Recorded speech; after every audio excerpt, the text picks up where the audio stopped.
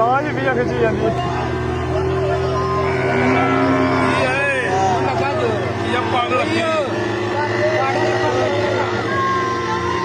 ਵਾਹ ਜੀ ਵਾਹ ਕਮਾਲ ਹੋ ਗਈ ਯਾਰ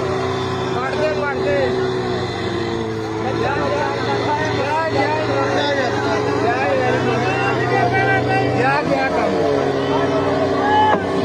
ਵੈਰੀ ਗੁੱਡ ਹੋ ਗਿਆ